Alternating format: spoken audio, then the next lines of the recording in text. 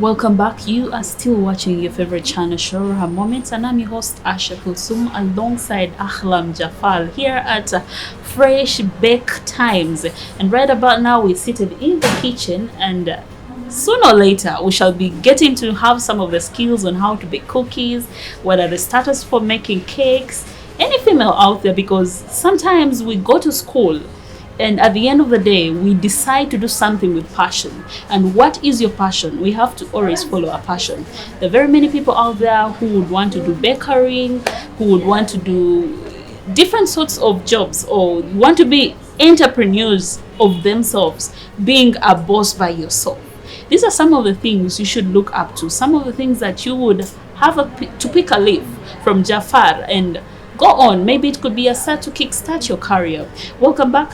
The hashtag is hashtag her moment. You can follow us on social media pages. That's at Rico TV Uganda on Facebook, Twitter, and YouTube. Welcome back, Jafar. Thank you. Looking at the Ugandan business sector, this arena is, can I say, it's having a focus on some of the sectors and leaving this behind, less knowing that this is a field that is a day by thing. Yeah. Man cannot live without eating. Yeah, exactly. And even in the books we look at, man cannot live without bread, honestly. Because when we look at something, that a business that is quick at selling is such a business. A business that is quick at selling, however much it could be expensive. Looking at the competitions, we have very many people. Or when we look at such a sector, it's people who have built names, people who have bigger confectioneries, people who have cafeterias, people who have bigger things. The Ugandan sector and business, how is it competitive with the others here? Yeah, the competition is high in this very field, but we're all trying. Yeah, we all have to give it a try. Yeah, it's very because right here where we're located, we have 3 bakeries around. Yeah, so how do you make it? How do you manage to juggle or go through the competition as Jafar? I actually, as a Fresh Bake Time, we have our clients. We have our specific clients who at least by the end of the month they have to come and pick up some things like birthday cakes. Yeah. How easy is it for you to have those clients? Because a few people, it's a matter of pick and go. How do you manage to have loyal? I just have my specific, the ones who the breads we make, the few people I think in Uganda who make such kind of breads. Yeah.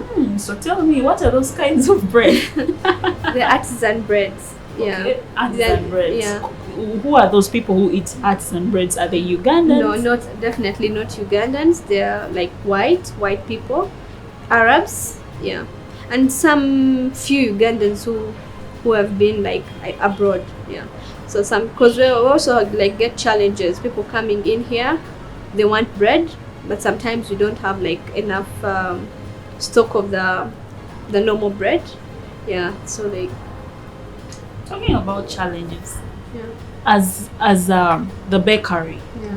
What are those bigger challenges? We're not looking at putting the bread aside, because we're looking at you getting a certain type of thing that you do bake for a certain kind or category of people. And I can imagine Uganda as a whole.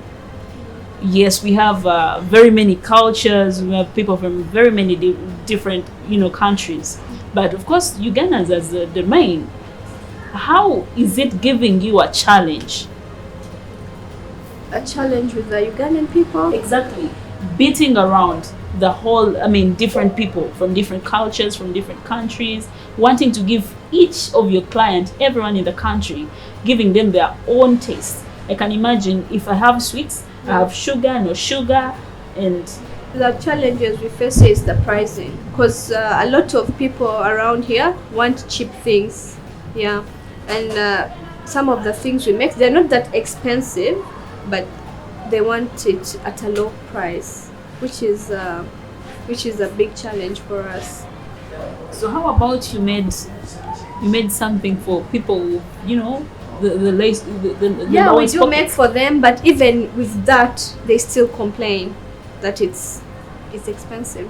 Yeah, we try our best to make everyone comfortable with our bakery, but Ugandans, not basically Ugandans, but people, like a lot of people, they come in here, then they say, "Oh, you're very expensive." Yet our prices are very fair, very fair. So ideally, what would be the cheapest We have a thing someone would pick in the bakery? 1,000. Sure. Yeah. Well, then what's that? We have scones for 1,000 and buns for 1,000. Yeah, that's actually it's the cheapest. The cheapest. Yeah. Wow.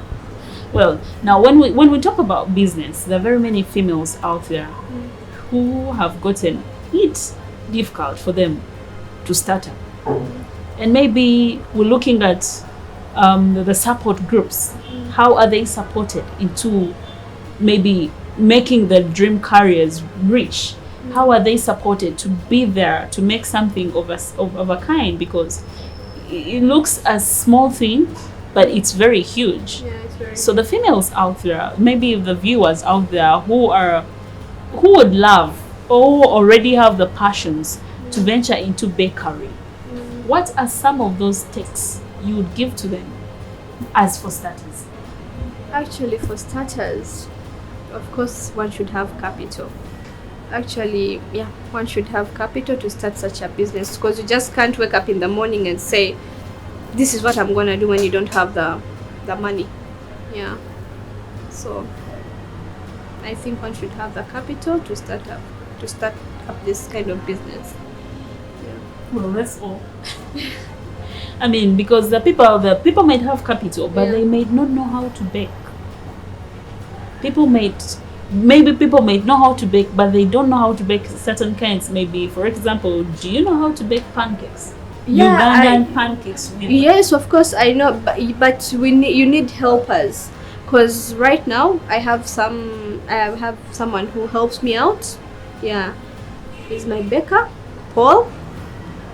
Well, Yeah, he helps me out in the baking. Yeah, because actually you can't do all this by yourself. You can't just wake up and say, because this is like a big thing, and you need someone to help you out. Yeah. when you mentioned of helping out, someone helping out you out in baking, Yeah. we look at different businesses where people will want to be independent, and you find them do something on their own completely. They really want to do something for their own.